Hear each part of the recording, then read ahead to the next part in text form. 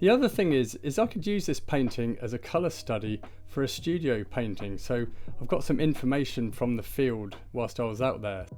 Have you ever wondered how you can paint beautiful lighting effects in a landscape painting, or especially a plein air painting where you're painting outdoors and you've only got a limited amount of time to paint?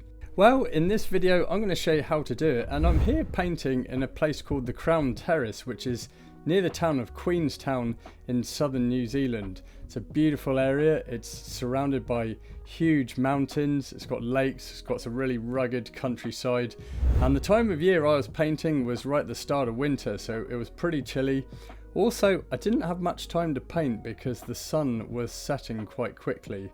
Certainly those shorter days meant that I had to paint a lot more quickly and I'd had less time to paint. But anyway, what I've done here is I've sketched out my composition using burnt sienna mixed with some liquid original. So I'm painting on a 6" by 8" linen canvas panel made by SourceTech. If you want to get some of their canvas panels, then I'll put a link to their website in the description box below. Now the next thing I'm doing here is I'm painting my dark values first, so my shadows, my darkest values first, and that's because the light's always moving. Now normally when I paint I have the canvas away from the light, but in this case there was just a little bit of sunlight that I could see was poking through the clouds, and I knew it was going to disappear behind the clouds at any moment, and I wanted to face the view I was painting. So at this point I put up with the sun shining on my canvas. However, I didn't realise it was going to reflect off the canvas here like it has done, so apologies for that. However, as we work into the painting, the light disappears and you can see the painting properly. Anyway, back to the actual painting, and I'm painting my dark values and shadows first. This is super important because the light is always changing. I also applied this to my studio painting as well.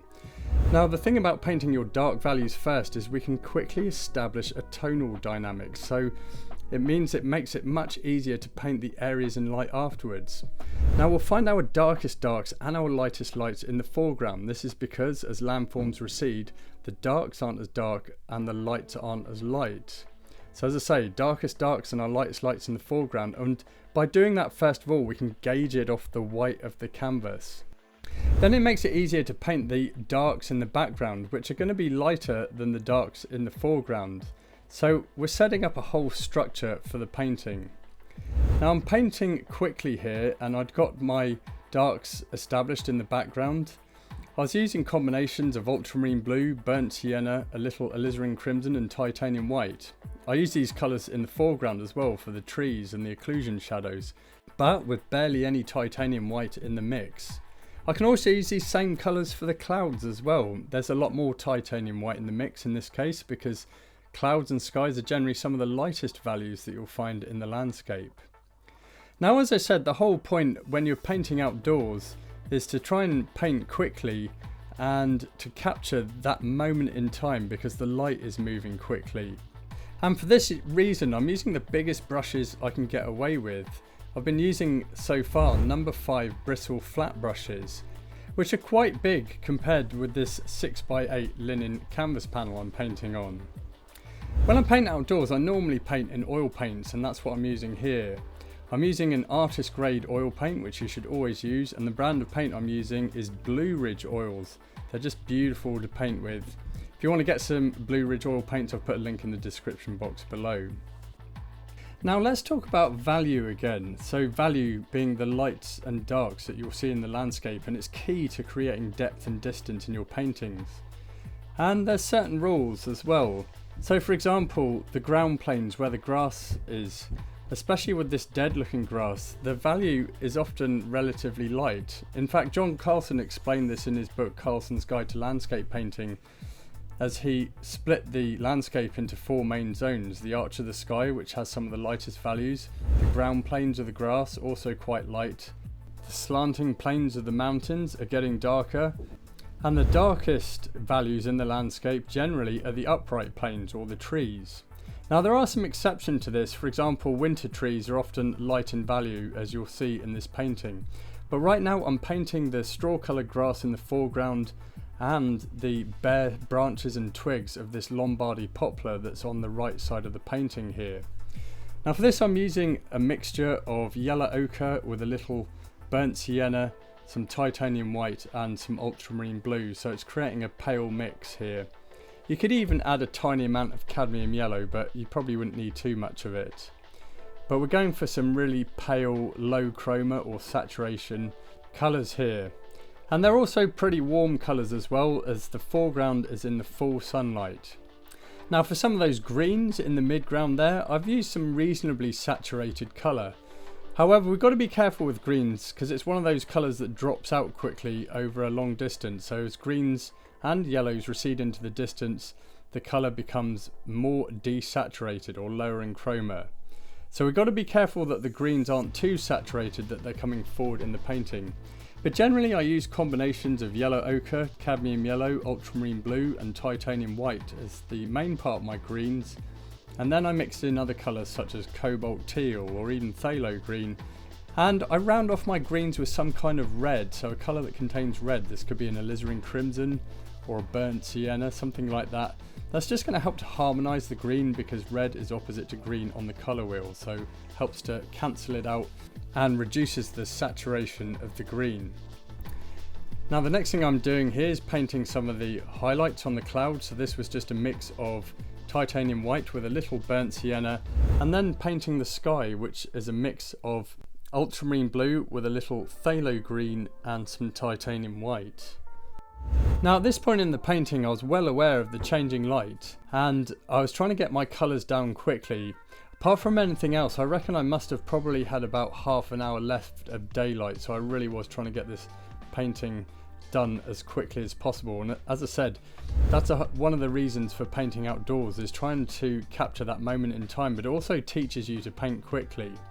So I've made the background darker here all up, and this is going to really help create contrast and emphasize the areas in light in the foreground, which is namely the Lombardy poplar tree on the right and that straw coloured grass. So we're going to create a nice lighting effect in this painting. Something that can be done in plein air paintings, looks really good. Obviously easier to do if you're painting in the studio when you've got more time. Plein air painting can be pretty tricky, but it's really good fun and it will really help to improve your painting skills. Now I've made hundreds of hours of in-depth painting tutorials over the years to help artists improve their art and even potentially to give them the opportunity to make a living from it. That's a lot of content. I don't expect everyone to watch all of it, absorb it and take action on it. So what I decided to do is to distill my top tips for artists into a short, concise workshop that literally anyone of any level can follow and improve their painting skills today. In this workshop I cover the many challenges that artists experience, including things like getting your compositions correct, tonal values, colour mixing, and all sorts of other aspects of landscape painting. I then explain to you how you can take your first steps to improve your painting skills and overcome these challenges and create paintings that you'd be proud of, that you could hang on your wall. This workshop is totally free. Just click the link in the description box below and I'll send it over to you. Now then, back to the painting, and what I'm trying to do now is trying to get this painting finished by adding the last details. I'm also restating the dark values. This is something I do towards the end of my paintings, where I go over these shadow areas and just apply more paint, just work in some different tones in there, and it helps to just bring out the painting overall, just adding a bit more details. I can tidy up shapes and forms such as the trees in the midground or those mountains that are in the background.